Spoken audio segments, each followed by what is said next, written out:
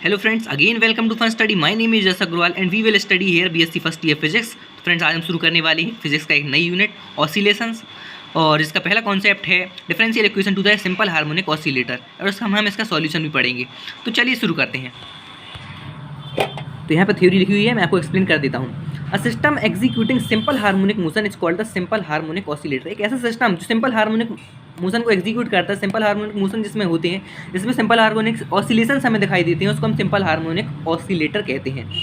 In simple harmonic motion the force acting on the system at any instant is directly proportional to the displacement from a fixed point in its path. Simple harmonic motion में जो force होता है system पर act कर रहा हो, जो वो किसी इंस्टेंट पर डिस्प्लेसमेंट के डायरेक्टली प्रोपोर्शनल होता है एक फिक्स्ड पॉइंट से। मीन्स एक फिक्स्ड पॉइंट से जो डिस्प्लेसमेंट हमें मिलता है उस सिस्टम में, उस सिस्टम में जो फोर्स एक्ट कर रहा होता है उसके डायरेक्टली प्रोपोर्शनल होता है इन इट्स पथ, इसके पथ में। मीन्स हर एक सिंपल, जैसे कि मैं यहाँ पे डायग्राम में आपको एक्सप्लेन कर देता हूँ कि एक सिंपल हार्मोनिक ऑसिलेशन एक ऑब्जेक्ट कर रहा है यहाँ पे एक रूप से। तो ये जो एक पॉइंट होता है ऐसा एक फिक्स्ड पॉइंट जिसको हम मीन पोजीशन बुलाते हैं, उस पॉइंट से एक डिस्प्लेसमेंट, उस पॉइंट से जो ऑब्जेक्ट का डिस्प्लेसमेंट होता है वो उस डिस्प्लेसमेंट पर जो फोर्स कम कर रहा है सिस्टम पर वो डायरेक्टली प्रोपोर्शनल होता है।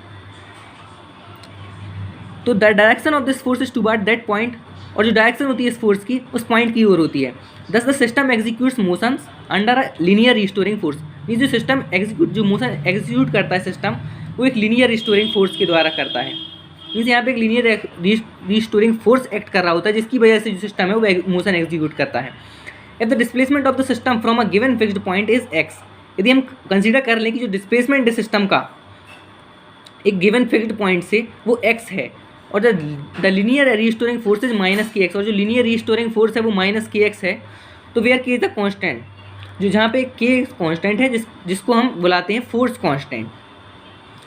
आगे बढ़ते हैं। Let a particle of mass m be executing simple harmonic oscillations.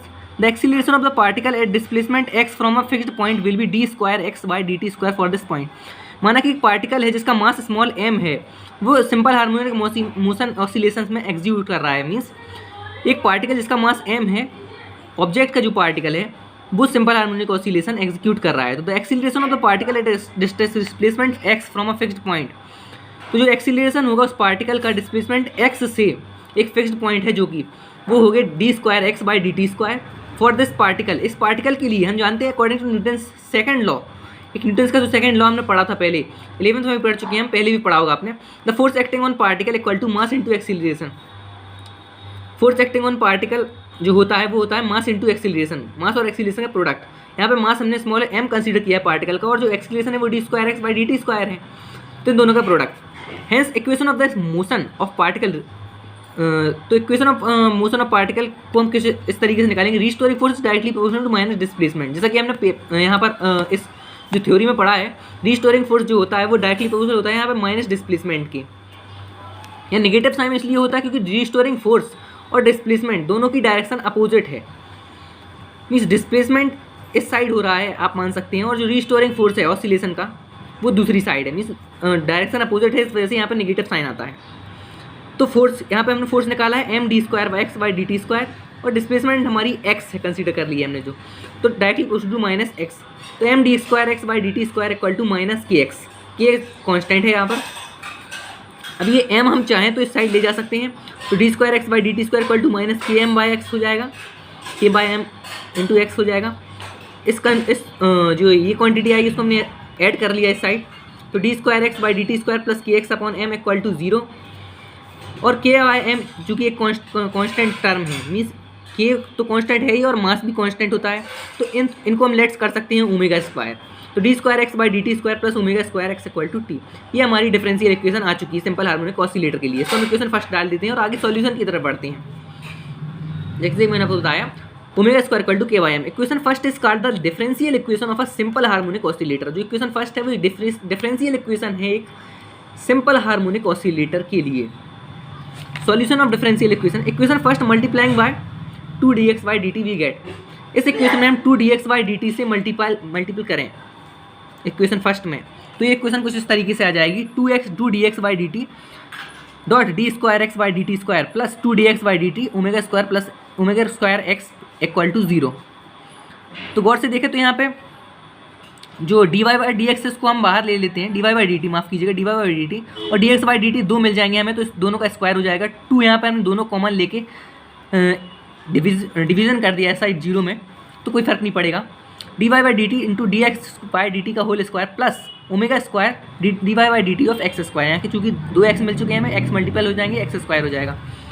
On integrating एवोक्वेशन को इंटीग्रेट करने के बाद वी गेट, हम पाते हैं d x by d t का होल स्क्वायर प्लस ये d y by d t जो है ये कैंसिल हो जाएगा इंटीग्रेट करने से, और ये d y by d t भी कैंसिल हो जाएगा। तो d x by d t का whole square plus omega square x square equal to ए।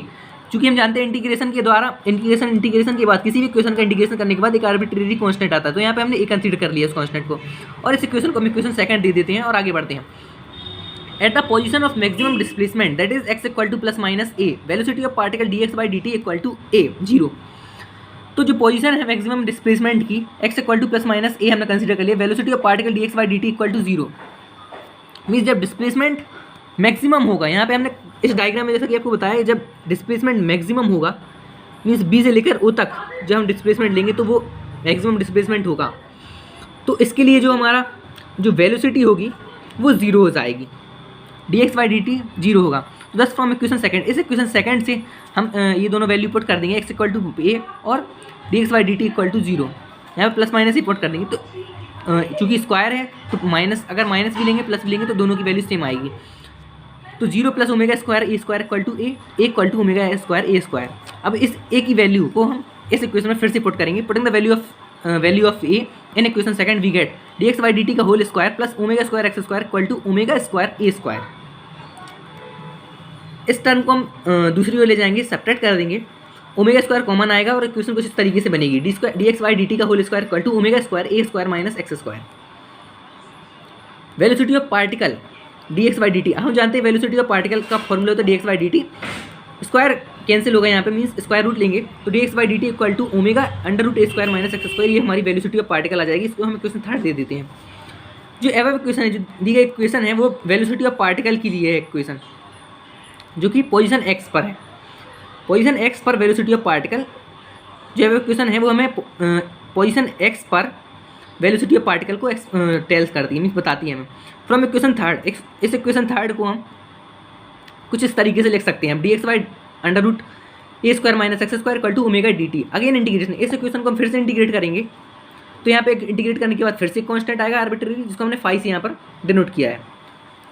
आगे बढ़ते हैं, चूँकि 1 अपॉन अंडर रूट ए स्क्वायर माइनस एक्स स्क्वायर का हम इंटीग्रेशन जानते हैं, sine inverse x upon A होता है equal to omega t plus phi यहाँ पे कांस्टेंट है। 1 का इंटीग्रेशन टी होगा, क्योंकि यहाँ पे जो फंक्शन था वो डी टी था या टी था, तो x y equal to sine omega t plus phi ये आ जाएगा, x equal to A sine omega t plus phi. इस तरह से कुछ इक्वेशन बन जाएगी और इसको हम इक्वेशन 4 दे देंगे। वेयर इज द एम्पलीट्यूड, जहाँ पे एक एम्पलीट्यूड है ऑक्सीलेशन का, and phi is the initial phase of the motion of particle, और फाई हमारा इनिशियल फेज है मोशन ऑफ पार्टिकल का। तो it is clear from equation 4, इस इक्वेशन 4 से ये क्लियर है that if x equal to 0 at t equal to 0, यदि एक्स इक्वल टू 0 है, टी इक्वल टू 0 पर मीन्स टाइम 0 है और एक्स की डिस्प्लेसमेंट भी 0 होगा, तो इक्वेशन 4 में ये वैल्यूज पुट करने पर 0 equal to A sine phi आएगा, sine phi equal to 0, phi की वैल्यू 0, क्योंकि हम जानते हैं साइन फाइव कब 0 होता है, जब फाई की वैल्यू, जब उसके फंक्शन की वैल्यू 0 होती है तो साइन की तब किसी एंगल मीन्स उस फंक्शन की साइन की वैल्यू भी 0 होती है, तो फाइव इक्वल टू 0 आ जाएगा। X equal to A sine omega t आ जाएगी। इस कंडीशन में एक्स की वैल्यू जो डिस्प्लेसमेंट की वैल्यू होगी वो होगी x equal to A sine omega t, means when t equal to 0 and x equal to 0, x equal to A sine omega t लिख सकते हैं। Equation 5, if x equal to A and t equal to 0, यदि x equal to ए है किसी time T 0 के लिए, तो then from equation 4 के लिए a equal to A sine phi हो जाएगा, ए से ए कैंसिल कर देंगे तो साइन फाइव इक्वल टू 1 आएगा। अब जानते हैं साइन फाइव की वैल्यू, किसी भी फंक्शन की साइन की वैल्यू 1 कब होती है, जब उसके एंगल उसके फंक्शन की वैल्यू पाई बाई 2 हो, तो phi equal to pi by 2 आ जाएगा। तो x equal to A sine pi by 2 A sine phi omega t plus pi by 2 आएगी वैल्यू, और साइन पाई बाई 2 प्लस कोई भी एंगल ले हम, sine pi by 2 plus theta equal to cos theta होता है, हम जानते हैं, तो x equal to a cos omega t आ जाएगी वैल्यू। इसको हम इक्वेशन 6 दे देंगे और ये हमारे दोनों सॉल्यूशन हो गए differential equation of simple harmonic oscillator के लिए। तो आई होप आपको समझ में आ गया होगा फ्रेंड्स। अगर आपको फिर भी कोई डाउट है तो आप कमेंट बॉक्स में पूछ सकते हैं।